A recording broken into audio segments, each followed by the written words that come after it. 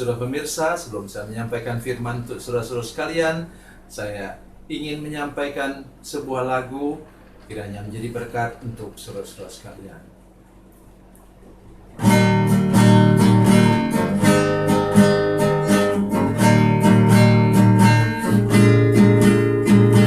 Kasih dan persahabatan dalam kasih Yesus Tuhanku, kasih yang setia berkorban, ku bahagia memilikinya. Kasih yang tak membedakan, bebas dari iri dan dengki,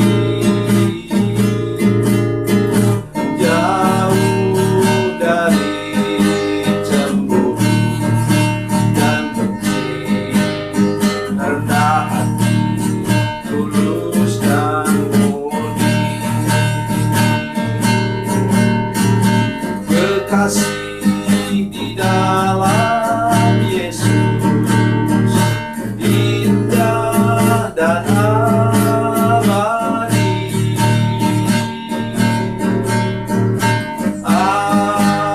Anugerah dari Tuhanku di dalam kasih dan darahnya. Kekasih di dalam Yesus indah dan abadi.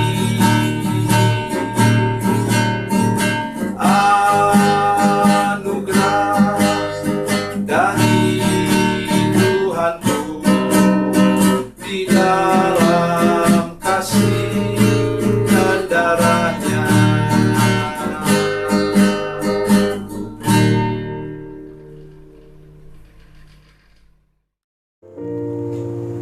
Salam saudara pemirsa, selamat berjumpa kembali dengan kami dalam program Berita Pengharapan.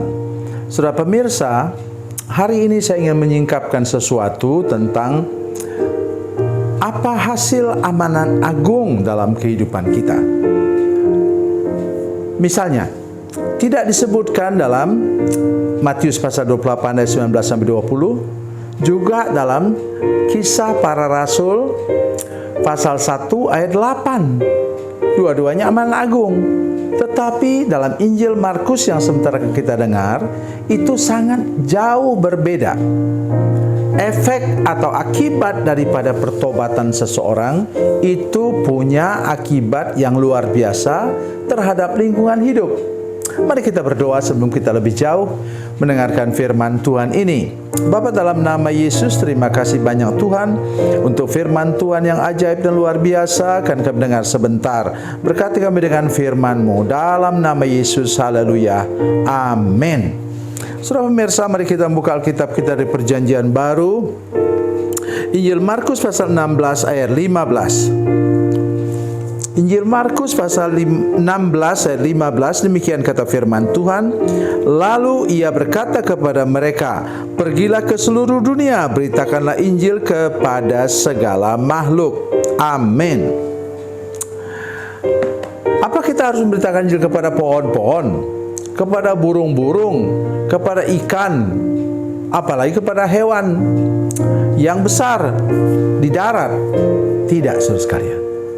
Tetapi efek pengaruh dari pertobatan kita haruslah sampai kepada lingkungan hidup di sekitar kita.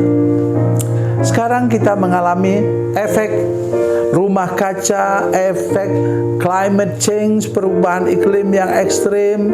Ya, dalam tahun yang lalu misalnya kita mengalami efek yang luar biasa, sehingga ada cerita di sebuah negara di mana orang taruh telur di atas jok motor itu bisa masak, bisa matang.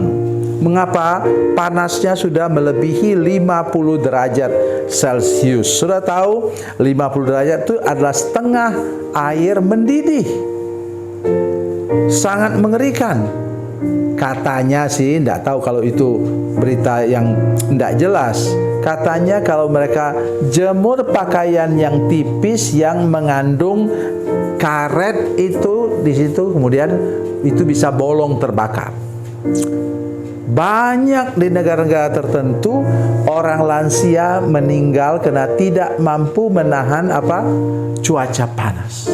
Tentu kita tahu di negara-negara tertentu ya belum tentu orang bisa membeli AC. Dan juga belum tentu efek AC itu bisa berpengaruh ketika orang keluar rumah misalnya. Bagaimana mungkin bawa AC kemana-mana kecuali naik mobil? Tapi kalau jalan kaki bagaimana? Di pegunungan-pegunungan tidak mungkin. Jadi efek itu yang harus kita sekarang minimalisir dengan pertobatan.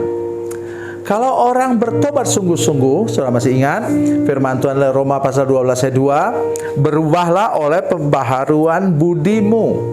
Itu akal budi, itu dalam bahasa Inggris disebut dengan mind. Mind itu mindset dan juga feeling, emosi dan perasaan kita berubah. Artinya apa? Nomor satu yang berubah juga terhadap lingkungan hidup adalah etika dan moral kita. Sekarang harusnya orang belajar lagi di sekolah teologi.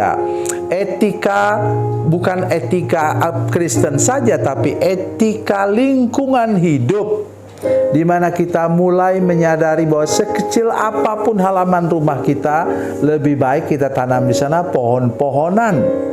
Supaya apa? Supaya ada cukup oksigen yang keluar dan efek dari CO2 itu karbon dioksida dapat diredam. Saudara sekalian, sekarang populer di mana gedung-gedung tinggi itu disisakan pinggir-pinggirnya untuk menanam pohon-pohon yang menjulur ke bawah, pohon-pohon seperti akar-akar hijau, sehingga gedung tinggi itu kemudian diliputi seluruhnya oleh tanaman hijau. Tentu ini memberikan efek sejuk dan nyaman di dalamnya. Ketimbang selama ini misalnya orang lebih memasang kaca cermin di pinggir-pinggir gedung supaya katanya di dalam jadi sejuk, tapi mereka tidak sadar bahwa itu memantul ke tempat orang lain dan mengakibatkan tempat di sekitarnya menjadi lebih panas daripada di dalam gedung. Itu yang saya ingatkan kepada kita semua. Salah satu dari etika dan moral kita harus diubah dan dibaharui. Pola dan gaya hidup kita juga patut dibaharui. Misalnya tentang apa? Kemalasan untuk menanam pohon. Ya. Halaman luas di depan dan di belakang, tapi dibiarkan saja begitu rupa.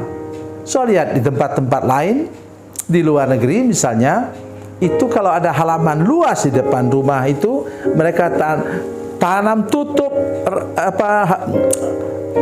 lahan itu dengan rumput dan tanam tanaman, terutama buah-buahan. Sehingga pada musim buah ya kita tidak perlu lagi cari ke tempat lain, sudah penuh di halaman rumah kita. Demikian pula halaman belakang. Saya ingat kami di kampung dulu ketika saya masih kecil, sekitar di bawah usia 12 tahun, ibu dan bapak saya buat seperti itu. Mereka bakar di sekitar, karena kami di tempat yang baru, mereka bakar semua tempat di sekitar, bukannya untuk dijadikan ladang, tidak. Tapi tanam semua di situ, ada duren, ada rambutan, ada langsat di situ, ada tanaman yang lain-lain, tanaman lokal. Dan kami bergembira karena memang rumah kami sangat nyaman. Tahun 2017 saya berkunjung ke sana, itu pohon-pohon masih ada dan juga tiang-tiang rumah dibuat dari kayu besi masih ada sampai sekarang. Sungguh nyaman tempat itu. Jadi saudara sekalian, sekali lagi saya mau katakan bahwa pertobatan berpengaruh kepada lingkungan hidup kalau sudah bertobat sungguh-sungguh dan tidak menjadi orang yang serakah. Tuhan Yesus memberkati, Tuhan Yesus baik. Mari kita berdoa. Bapa, dalam nama Yesus kami mengucap syukur atas firman Tuhan yang ajaib ini. Tolong kami Tuhan supaya pertobatan kami berpengaruh kepada lingkungan hidup, berpengaruh kepada tetangga kami di sebelah-sebelah, dan kami percaya bahwa Tuhan mau menggunakan kami menjadi alat kemuliaan-Mu untuk membuat bumi ini menjadi nyaman untuk dihuni. Terima kasih Tuhan, dalam nama Yesus, haleluya, amin.